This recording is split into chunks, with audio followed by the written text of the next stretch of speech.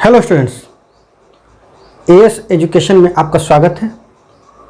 हमने पिछले वीडियो में कक्षा 10 बिहार बोर्ड भारती भवन पेज नंबर ए का 137 यानी ए का 137 में अध्याय 4 समांतर श्रेणी का प्रश्नावली 4A देखा था, जिसमें हमने प्रश्न संख्या 1 और 2 देख लिया था पिछले वीडियो में। अगर आपने हमारा पिछले वीडियो नहीं देखा है या मिस कर गए हैं तो डिस्क्रिप्शन बॉक्स में हम उसका लिंक दे देंगे, आप वहां से आप देख सकते हैं उसे, क्योंकि वहां पे हमने पहले समांतर श्रेणी के बारे में समझाया भी है कुछ। उसके बाद प्रश्न संख्या 1 और 2 आपको बताया है। अब इस वीडियो में हम प्रश्न संख्या 3, 4, 5 और 6 देखेंगे। आप अगर हमारा वीडियो आपको अच्छा लगेगा, पहले हमारा वीडियो अच्छे से देख लीजिए, इत्मीनान से कॉपी और पेन लेके बैठिए, क्योंकि मैथ वैसे ही पढ़ा जाता है। कॉपी पेन लेके बैठिए, अपने साथ किताब भी लेके बैठिए भारती भवन की, और हमारे साथ तैयारी कीजिए। हम देखेंगे समांतर श्रेणी। और अगर आपको हमारा वीडियो अच्छा लगेगा तो इसको लाइक कर दीजिएगा। अगर आपको समझ में आएगा हम जो आपको बता रहे हैं तो हमारे वीडियो को लाइक कर दीजिएगा, हमारे चैनल को सब्सक्राइब कर लीजिएगा, बेल आइकन को प्रेस कर लीजिएगा, क्योंकि जब भी हम फिर नया वीडियो डालेंगे तो आपको उसका नोटिफिकेशन तुरंत मिल जाए। और अपने दोस्तों में इसको शेयर भी कर दीजिएगा। शेयर का एक बिल्कुल यहाँ पे साइड में एरो टाइप का बनता है, तो वहाँ पे आप उसको क्लिक करेंगे तो ये शेयर भी हो जाएगा, तो शेयर भी कर दीजिएगा। आइए शुरू करते हैं हम आज का अपना वीडियो। तो हम लोग देखते हैं क्वेश्चन नंबर 3 का फर्स्ट। यदि ए, 2B और C समांतर श्रेणी में हैं हो तो सिद्ध कीजिए कि 4 गुणे कोष्टक के अंदर 4B का वर्ग घटाओ AC कोष्टक बंद बराबर A घटाओ C का होल स्क्वायर।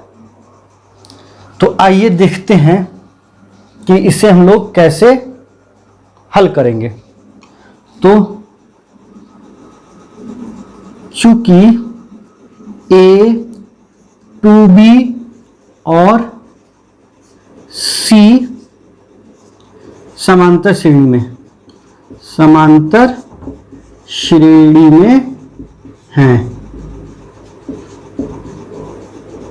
यदि ऐसा है तो क्या होगा, इसलिए this much minus this much is equal to this much minus this much, मतलब A2 घटाओ A1 बराबर A3 घटाओ A2। कल हमने आपको पिछले वीडियो में बताया है कि T2 माइनस T1 बराबर होना चाहिए T3 माइनस T2 के। तो वही हम लोग करेंगे। 2B minus A is equal to C minus 2B। अब यहां से हम देखते हैं कि हमको तो ये लाना है, यानी कि A और C एक जगह लाना है और 4B स्क्वायर लगभग लाना है। तो इधर कर दीजिए, ये तो 4B हो जाएगा। वहीं से हमको देख के सब कर देना है। इधर ला देंगे तो 2B और ये माइनस में 2B वो इधर आ जाएगा तो 2B, ये 4B बन जाएगा। जैसा कि हमको लग रहा है, दिख रहा है कि ये हो सकता है। A को उधर ले जाएंगे, ये A को उधर ले गए, माइनस में तो उधर जाएगा तो प्लस में हो जाएगा, तो A प्लस C हो जाएगा, इतना हो जाएगा। अब देखने में लग रहा है कि यहाँ पे होल स्क्वायर है, तो वैसा करने की कोशिश हम लोग करते हैं। तो हम लिखते हैं, पहले हम लोग इसको कर लेते हैं, ऐड कर लेते हैं, यानी कि जोड़ लेते हैं। 4B बराबर A प्लस C। अब देखते हैं यहाँ पे लगभग A माइनस C का होल स्क्वायर है, यहाँ पे A प्लस B है। अच्छा कोई बात नहीं, यहाँ पे अगर करते हैं तो 4 चौके 16 हो जाएगा, तो यानी कि 4B का होल स्क्वायर यहाँ पे भी है। तो इस स्क्वायरिंग बोथ साइड कर सकते हैं, यानी कि दोनों पक्षों का वर्ग करने पर, दोनों पक्षों का वर्ग करने पर, दोनों पक्षों का वर्ग करते हैं। अगर दोनों पक्षों का हम वर्ग करते हैं तो इसका क्या हो जाता है, 4 4 जा 16, 16B स्क्वायर हो जाएगा। इसका करेंगे तो A प्लस C का होल स्क्वायर हो जाएगा। 16b² और इसको खोल देंगे, इसका वर्ग, फॉर्मूला लगाएंगे a प्लस बी का होल स्क्वायर क्या होता है, a² plus 2ab plus b²। तो ऐसे ही हम करेंगे, a² plus 2ac plus c², तो प्लस c²। लेकिन हम देखते हैं कि यहाँ पे a माइनस सी का होल स्क्वायर है, तो इसको माइनस में हमको बदल देना है। a माइनस सी का होल स्क्वायर हम कैसे कर सकते हैं, अगर यहाँ पे -2ac होता है तो a माइनस सी का होल स्क्वायर होता है। तो उसके लिए हमें क्या करना पड़ेगा, यहाँ 4 माइनस कर देना, 4ac माइनस कर देना, -2ac हो जाएगा, तो a माइनस सी का होल स्क्वायर हो जाएगा। तो हम लिखेंगे दोनों पक्षों में से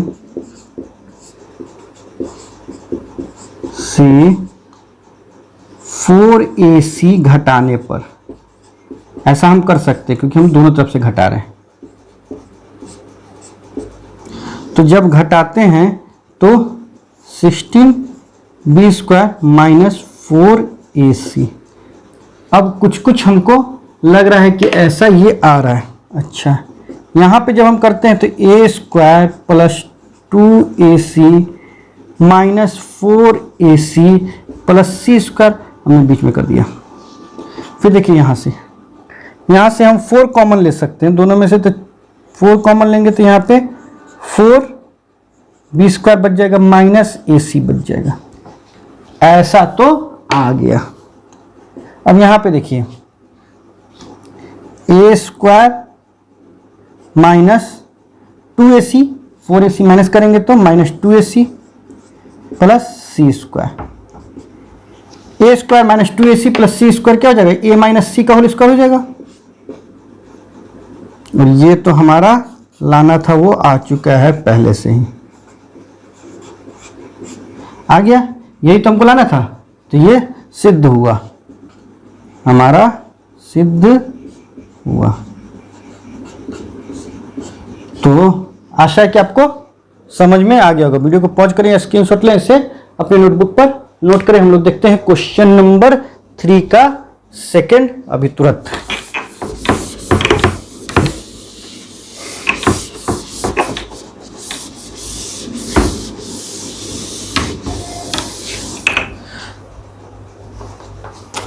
यहां पे बोल रहा है कि यदि 7 क्या बोल रहा है, यदि 7 2 a और b समांतर श्रेणी में है तो a और b ज्ञात करें। a और b का वैल्यू हमको निकालना है कि a की वैल्यू क्या होगी और b की वैल्यू क्या होगी। ये तो हमने लिख लिया, क्वेश्चन आप लोग देख लीजिएगा। लिखा हुआ यदि 7 2 a और b समांतर श्रेणी में हो तो a और b की वैल्यू ज्ञात करें। तो आइए हम लोग देखते हैं।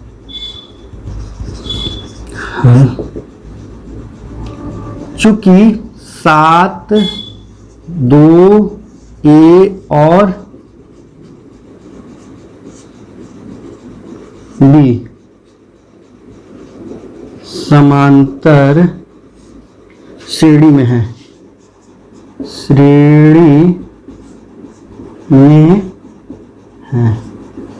समांतर श्रेणी में है, तो हम क्या करेंगे,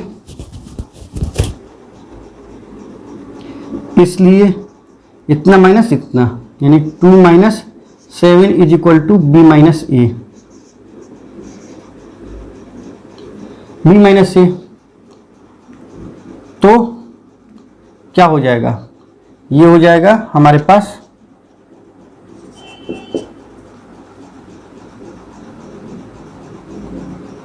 -5 is equal to b minus a. अच्छा, एक तो ये हो गया, और फिर दूसरा हम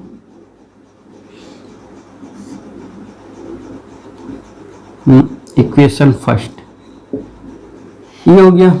अब इतना माइनस इतना इज इक्वल टू इतना माइनस इतना,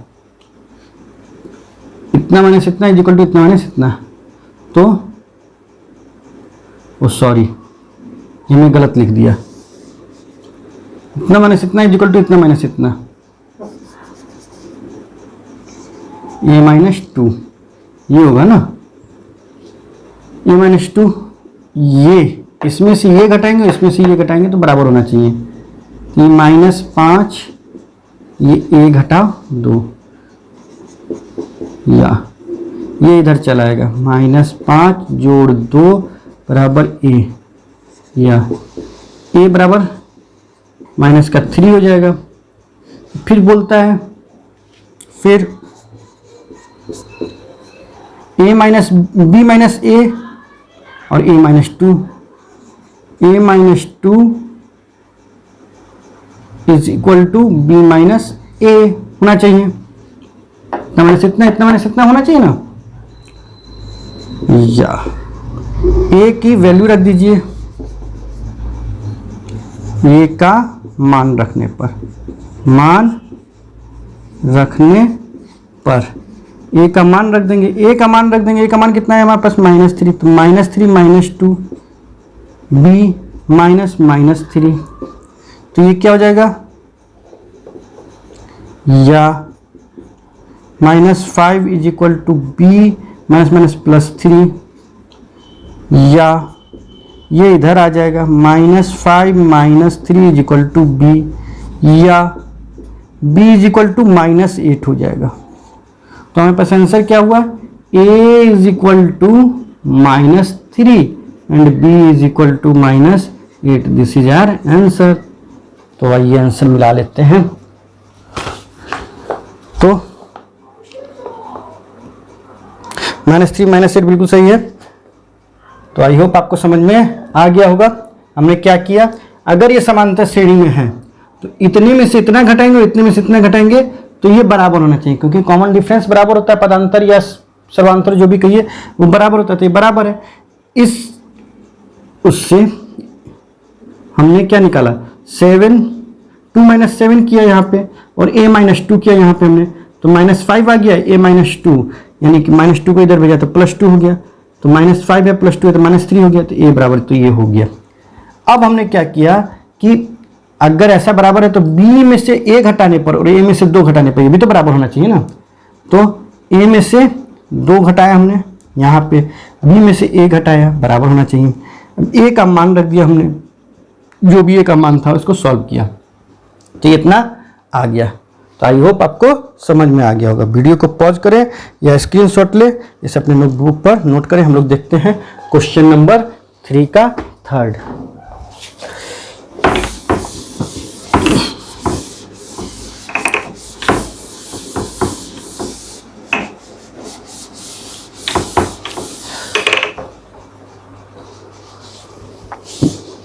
अगला है, यदि ए बी सी समांतर श्रेणी में हो तो सिद्ध कीजिए। यदि ए बी सी समांतर श्रेणी में हो तो सिद्ध करना है, तो सिद्ध करना है। क्या सिद्ध करना है कि a प्लस के b प्लस के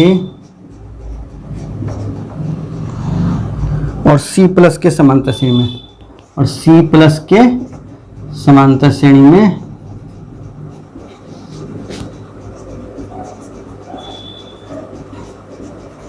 ये है, यही तो सिद्ध करना है। तो आइए, चूंकि ए बी और सी समांतर श्रेणी में,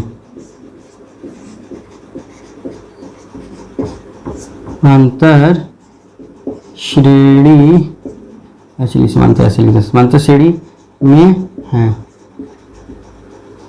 तो b माइनस ए बराबर होना चाहिए c माइनस बी के,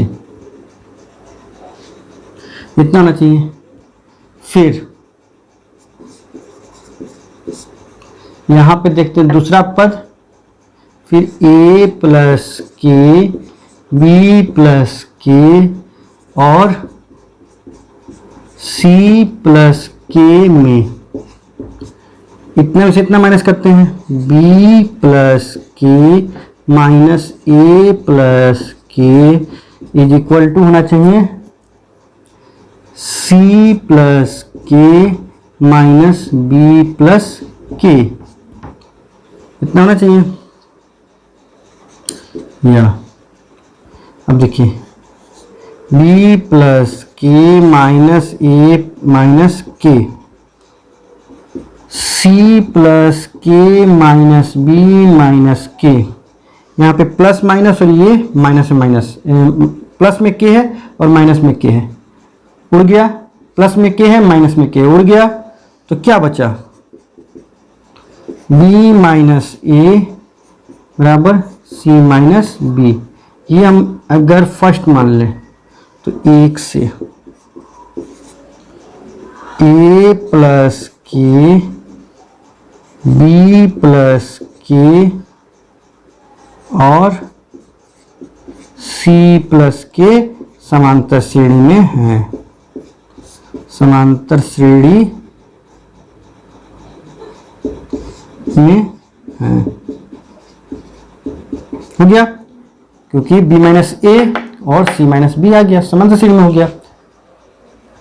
अगला हम लोग देखेंगे क्वेश्चन नंबर, ये तो 3 का थर्ड था, है ना, ठीक है थर्ड था। हम लोग फोर्थ देखेंगे। आप लोग वीडियो को पॉज करें, स्क्रीनशॉट लेके इसको अपने नोटबुक पर नोट कर लें।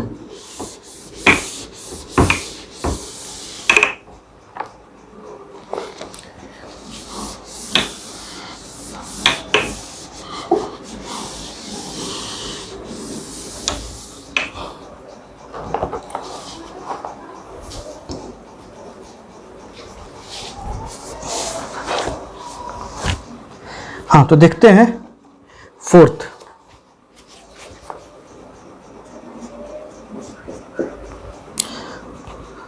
इसमें बोल रहा है यदि पी क्यू आर समांतर श्रेणी में हो तो सिद्ध करना है, क्या सिद्ध करना है, हमें सिद्ध करना है। क्वेश्चन हम पूरा नहीं लिख रहे हैं, हम केवल अपनी जानकारी भर के लिए लिख रहे हैं। टीपी आप बुक में से क्वेश्चन लिख लेंगे, plus A T Q plus b, sorry t Q plus a ही है, टी क्यू प्लस ए और T r plus A, t r plus a समांतर श्रेणी में है, समांतर श्रेणी में है, यही हमें प्रूफ करना है, ठीक, यानी कि सिद्ध करना है। तो फिर वही बात, एक ही बात बार बार हल, क्या यदि चूंकि पी क्यू और आर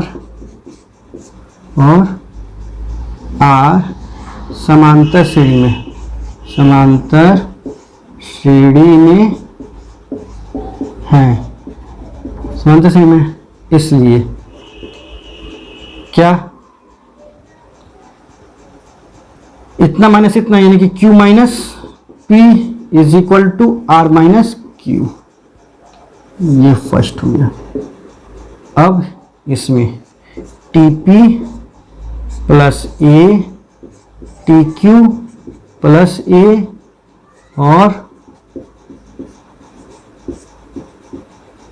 TR प्लस A में क्या TQ plus A minus TP plus A is equal to TR plus A minus TQ plus A। चलिए देखते हैं, TQ plus A minus TP minus A बराबर TR plus A minus TQ minus A। ये उड़ गया,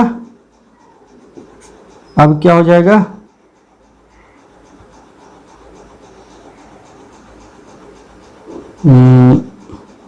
T common ले लेंगे तो हो जाएगा Q माइनस P, ये A उड़ गया, T कॉमन ले लेंगे R माइनस Q हो जाएगा, टी से टी कट गया तो Q minus P is equal to R minus Q.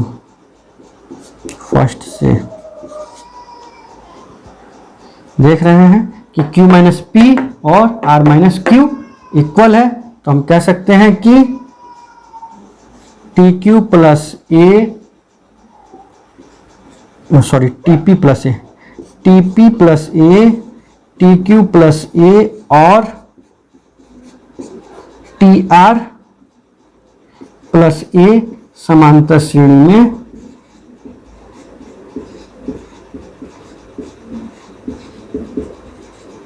है। ठीक, तो ये था क्वेश्चन नंबर 3 का 4। अब हम लोग देखेंगे क्वेश्चन नंबर 4 का 1।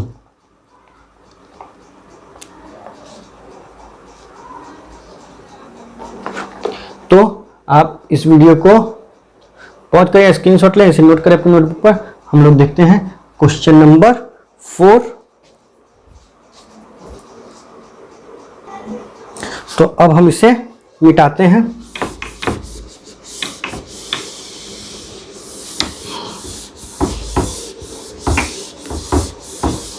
देखते हैं क्वेश्चन नंबर 4 का पहला। बोल रहा है किसी अनुक्रम का nवां पद, आप लोग बुक में देखिए, किसी अनुक्रम का nवां पद कितना है? 4n घटाव 2 है, नहीं ना?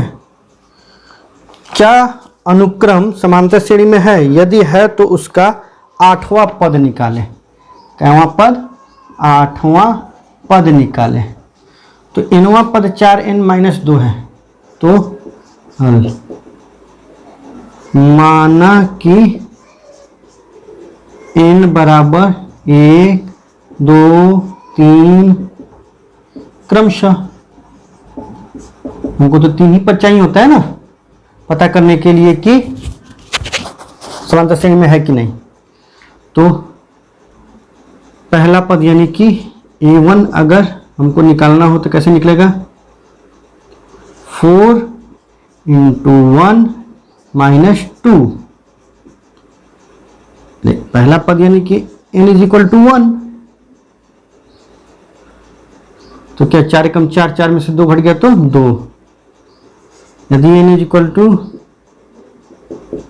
2 तो a2 बराबर 4 × 2 - 2 यानी कि क्या? अच्छा, इसको t1 कह देते हैं, t1, इसको t2 कह देते हैं, टर्म 2। a2 भी कहते हैं, a1 a2 भी कहते हैं। तो 4 दूनी 8, 8 में से 2 घट गया तो 6। और चूंकि n बराबर 3 तो t3 बराबर क्या है? 4 × 3 घटाव 2, तो 4 3 12 में से 2 घट गया तो 10। यहाँ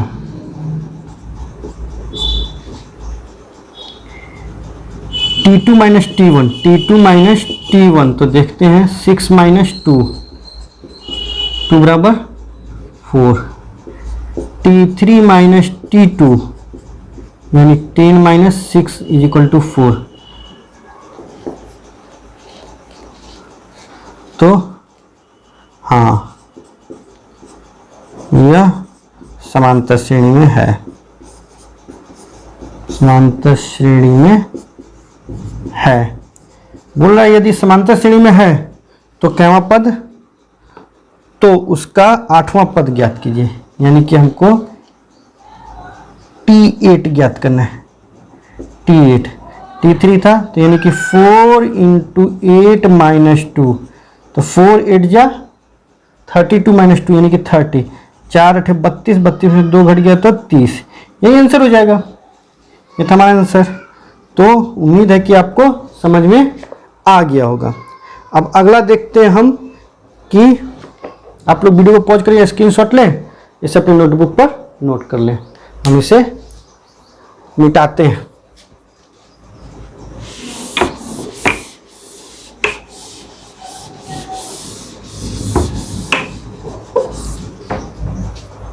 क्वेश्चन नंबर 2 मतलब कि 4 का सेकंड, किसी अनुक्रम का आठवां पद कितना है 2r + 3 हो तो क्या यह समांतर श्रेणी में है? यदि है तो उसका 7वां पद लिखिए। तो ये तो हमें लगता है कि आपसे खुद से बन जाएगा, तो हमारा काम तो आपको समझाना है न कि बनाना। चलाइए हम बना देते हैं, लेकिन ऐसा कीजिएगा कि आप इस सवाल को पहले खुद से बनाइएगा।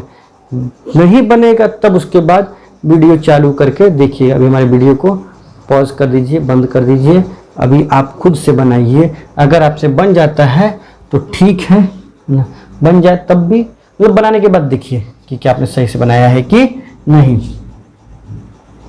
तो r बराबर 1 2 3 क्रमशः मान लेते हैं r बराबर 1 2 3 क्रमशः। तो क्या हो जाएगा r बराबर 1, तो t1 क्या हो जाएगा 2 × 1 + 3 है ना, 2 × 1 + 3, हाँ। तो 2 एकम 2 और 3 5। यदि r बराबर 2 हो तो t2 बराबर क्या हो जाएगा 2 × 2 + 3, 2 दूनी 4 तिहाई, 2 दूनी 4 और 3 7। यदि r 3 हो तो t3 बराबर क्या 2 × 3 + 3, 3 दूनी 6 3 9। यहाँ पे देखते हैं t3 - t2 यानी कि 9, सॉरी पहले t2 - t1 होगा ना, t2 - t1, 7 - 5 = 2, t3 - t2, 9 - 7 = 2। सर्वांतर 2 आ रहा है, यानी कि हाँ यह समांतर श्रेणी में है।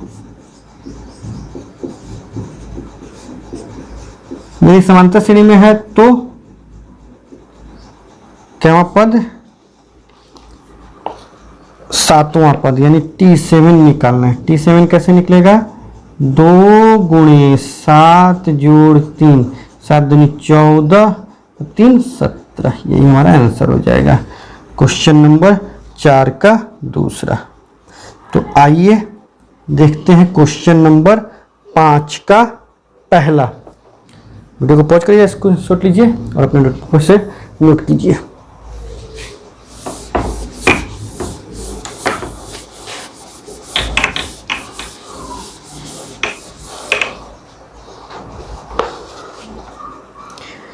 समांतर श्रेणी दिया हुआ है, इसका 10वां पद हमको निकालना है।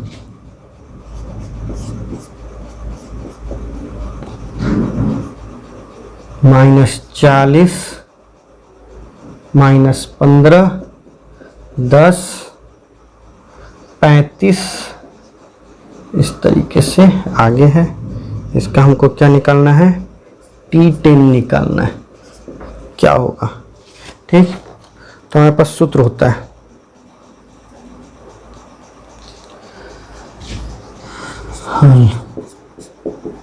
यहाँ a बराबर कितना हो गया हमारे पास -40, d बराबर -15 -40 यानी कि कितना प्लस में हो जाएगा 40, -15 + 40 = माइनस कर दीजिए 40, तो 5 और 2 25 हो गया। ये तो हमको t10 निकालना है, तो सूत्र होता है सूत्र tn बराबर a + n - 1 d, हमने कल आपको बताया था से। अच्छा, बार बार सूत्र लिखा करिए जब भी सॉल्व करें तो उससे क्या होगा कि आपको सूत्र याद हो जाएगा। सूत्र याद करने की जरूरत होती नहीं है, ये ऐसे ही बनाते बनाते याद हो जाता है, बस इसको अप्लाई करते रहिए। तो हमको T10 निकालना है, तो यहाँ पे 10 हो गया n की जगह पर। a की जगह पर क्या होगा -40 हो जाएगा, प्लस n की जगह पर 10 - 1 और d की जगह पर हमारा 25 हो जाएगा। तो -40 और प्लस 9 हो जाएगा, तो 25 9 225। अब 40 घटा दीजिए इसमें से, तो 5 हो जाएगा। ये 12 में से 4 घट जाएगा तो 8 हो जाएगा, और ये 1 हो जाएगा 185। या अतः 10वां पद बराबर 185। ये था हमारा क्वेश्चन नंबर 5 का पहला। आई होप आपको समझ में आ गया होगा। वीडियो को पॉज करें, स्क्रीनशॉट लें, इससे अपने नोटबुक को नोट करें। हम लोग देखते हैं क्वेश्चन नंबर 5 का दूसरा।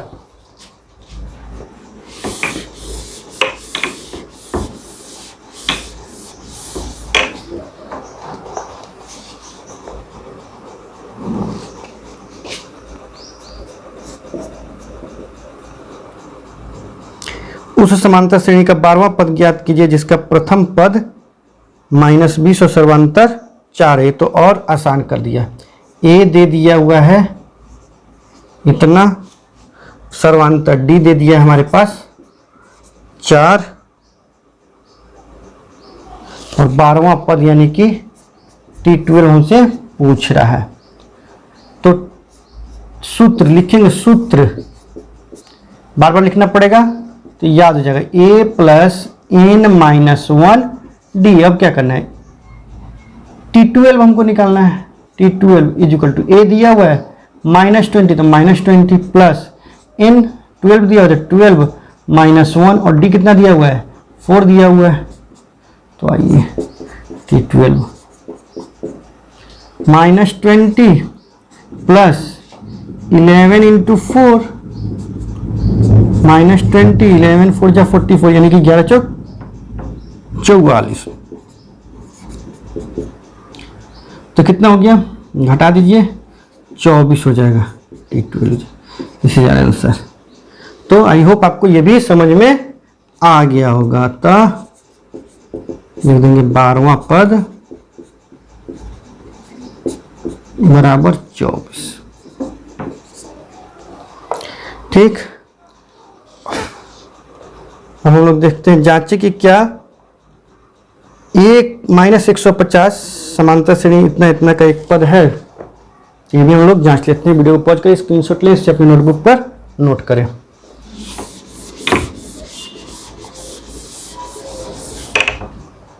बोल रहा है कि जांचिए कि क्या -150 समांतर श्रेणी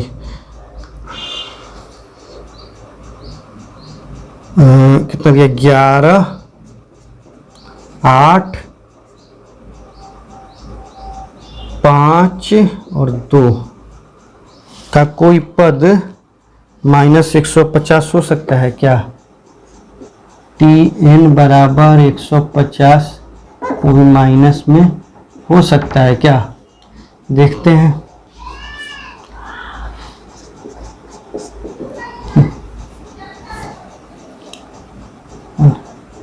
यहाँ a बराबर 11, d बराबर 8 घटाओ 11 बराबर -3। ठीक, फिर सूत्र बार बार लिखेंगे। Tn बराबर a + n - 1 d से।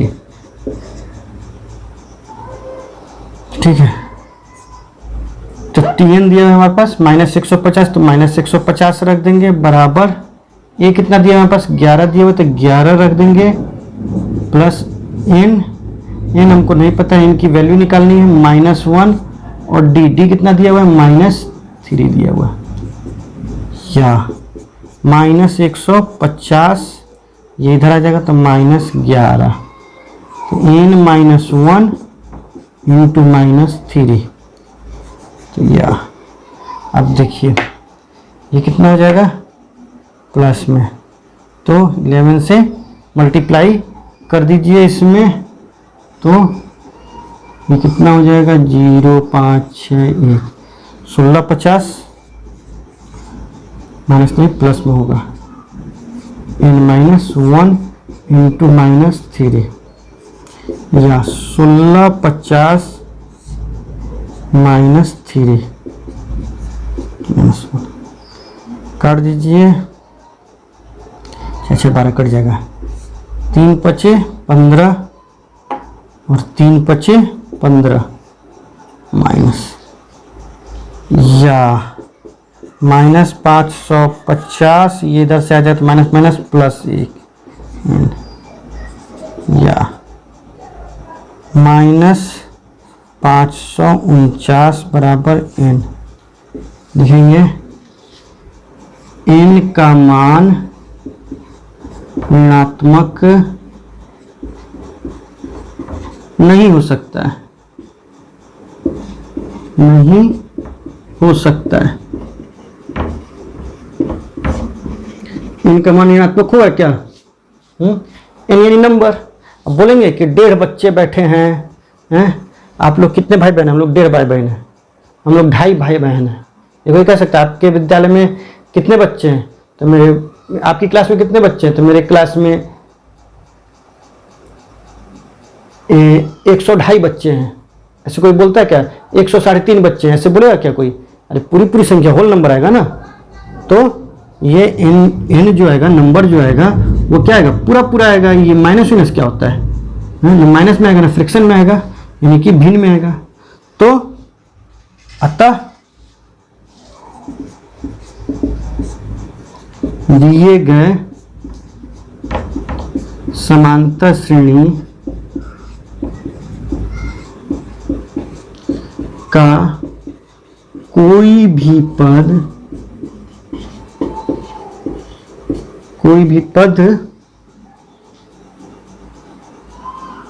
-150 नहीं होगा। ये था 5 नंबर का कैवा।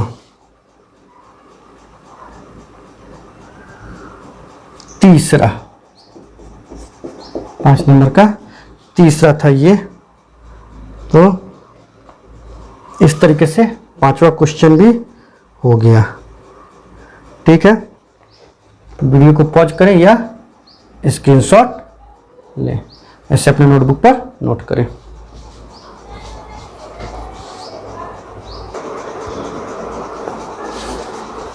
तो अब हम इसे मिटा देते हैं।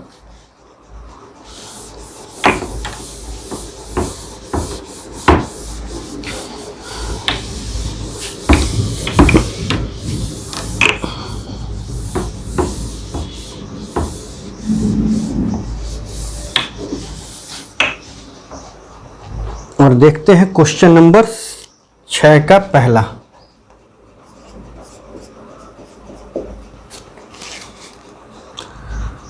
बोल रहा है किसी समांतर श्रेणी का पहला पद 7 यानी कि A 7 दिया हुआ है, सर्वांतर यानी कि D दिया हुआ है 2 और अंतिम पद यानी कि TN दिया हुआ है 55।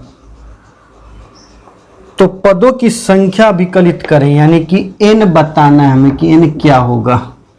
हल सूत्र बार बार लिखेंगे तो याद होगा हमें। सूत्र Tn बराबर A प्लस n-1DC। ठीक, तो Tn हमारा दिया हुआ है 55, तो 55 रख देंगे और A हमारा 7 दिया 7 रख देंगे। जोड़ n हमको नहीं पता है तो नहीं रखेंगे।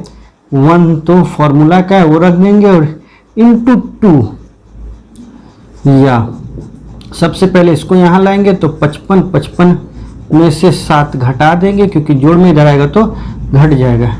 n घटाओ 1 गुने 2 या 55 में से 7 घटा देंगे तो 48 हो जाएगा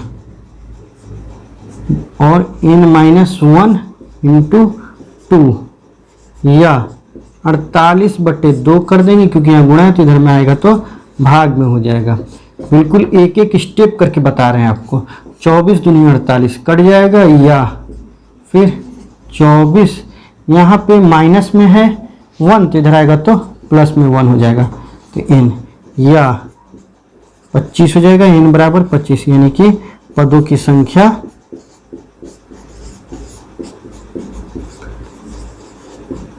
बराबर 25। ये हमारा आंसर है।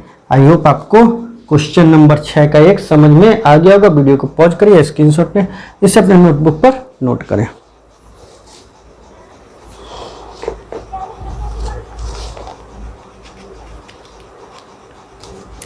आइए इसे हम मिटा देते हैं।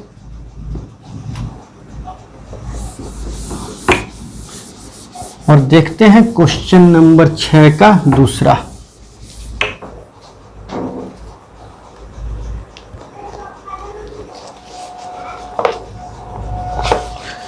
क्वेश्चन नंबर 6 का दूसरा बोल रहा है 50 पदों के किसी समांतर श्रेणी का अंतिम पद 101 है तथा सर्वांतर 2 है। आइए इसको समझते हैं। अब उल्टा बोल रहा है, अंतिम पद बोल रहा है 101 है। 50 पदों की संख्या में अंतिम पद जो है 101 है। तो पदों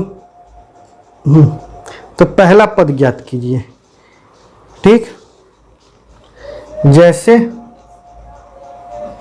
दिया हुआ है tn दिया हुआ है, tn कितना दिया हुआ है 101, n बराबर दिया हुआ है कितना 50 और d दिया हुआ है, t कितना दिया हुआ है 2, इतना दिया हुआ है कि 50 पदों की किसी समांतर श्रेणी में अंतिम पद 101 है तथा सर्वांतर 2 है। पहला पद ज्ञात करें। सूत्र हल, सूत्र बार बार इसे लिखना है क्योंकि हमें याद हो जाएगा। a plus n minus 1 d से tn दिया हुआ है 101 तो 101 लिख लेंगे। a plus n minus n दिया हुआ है हमारे पास, कितना दिया हुआ है n 50 घटाओ 1 और d हमारे पास 2 दिया हुआ है। ये भैया 101 a प्लस ये 49 हो जाएगा, 49 दूनी 98, ये इधर चला जाएगा। या a बराबर 101 में से 98 घटा देंगे या तो ये 3 हो जाएगा। यही हमारा आंसर हुआ। तो आई होप आपको ये भी समझ में आ गया होगा। 6 का क्वेश्चन नंबर 6 का दूसरा बहुत ही आसान है। आइए हम लोग देखते हैं अगला। तब तक आप वीडियो को पॉज करिए, स्क्रीनशॉट ले, इसे अपनी नोटबुक पर नोट करें। चलिए इसको हम मिटा देते हैं। 6 का तीसरा देखते हैं। क्वेश्चन नंबर 6 का तीसरा, 51 पदों की संख्या की समांतर श्रेणी में अंतिम पद 254 है तथा पहला पद a है, तो पदांतर लिखिए। वही 51 पद दिया हुआ है यानी कि n बराबर 51 दिया हुआ है। ठीक, अंतिम पद यानी कि tn दिया हुआ है, tn बराबर कितना दिया हुआ है 254 दिया हुआ है। ठीक, पहला पद a बराबर कितना दिया हुआ है 4 दिया हुआ है, तो हमको d निकालना है। ठीक, हल, सूत्र फिर वही बार बार लिखना है ताकि हमको सूत्र याद हो जाए। tn बराबर a plus n minus 1 d से tn दिया हुआ है 254 बराबर a दिया हुआ है 4 जोड़ n माइनस 1 यानी कि 51 माइनस 1 d नहीं, d तो निकालना ही है। या 254 घटाओ 4 क्योंकि यहाँ पे प्लस में है तो जाएगा तो माइनस में जाएगा। ये 50 d तो घटा दीजिए, या ये तो 250 हो जाएगा, ये 50 हो जाएगा d, या 250 बटे 50 d बराबर, क्योंकि यहाँ पे गुणा में इधर आ जाएगा तो भाग में हो जाएगा। 5 × 25 5 बार में कट जाएगा, d बराबर 5। सर्वांतर 5 आंसर। आई होप आपको क्वेश्चन नंबर 6 का ये तीसरा था, शायद तीसरा भी समझ में आ गया होगा। अब क्वेश्चन नंबर 6 का चौथा देखेंगे, तो आइए उससे भी देख लेते हैं। जल्दी से वीडियो को पॉज करें या स्क्रीनशॉट लें, इसे अपने नोटबुक पर नोट करें। तो आइए इसे मिटा देते हैं।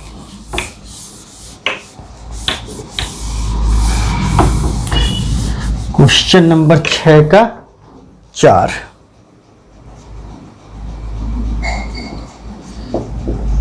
अगर आपको हमारा वीडियो अच्छा लगा हो तो इसे लाइक कर दें और हमारे चैनल को सब्सक्राइब कर दें। अगर हमारी वीडियो से आपको कुछ भी समझ में आ रहा है तो आप इसे लाइक कर सकते हैं और अपने मित्रों को बता सकते हैं। उसके लिए आपको शेयर करना पड़ेगा। किसी समांतर श्रेणी का 17वां पद उसके 10वें पद से 7 अधिक है। ठीक, अब की इंफॉर्मेशन थोड़ा दूसरे टाइप का दिया है, यानी T17 जो है वो क्या है, 10वें पद, यानी कि T10 से कितना अधिक है, 7 अधिक है, 7 अधिक है। तो पदांतर ज्ञात करें। ठीक, माना कि समांतर श्रेणी का पहला पद बराबर A और पदांतर बराबर D। तो सूत्र बार बार कहते हैं कि सूत्र लिखिए, उससे याद हो जाता है। Tn बराबर A प्लस n-1 D से।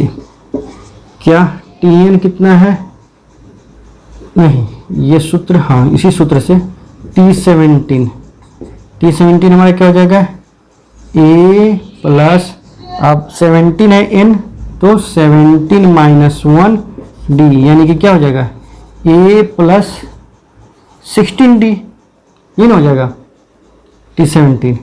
अच्छा T10 A प्लस 10-1 D, यानी A प्लस 9D हो जाएगा। फिर बोल रहा है कि T17 जो है T17 में से T10 माइनस कर दे तो 7 हो जाएगा, यानी कि 17वां पद 10वें पद से 7 अधिक है। 17वें पद में से 10वां पद माइनस करेंगे तो 7 आना चाहिए। तो बस दिया है, क्या दिया है, T17 माइनस T10 बराबर 7।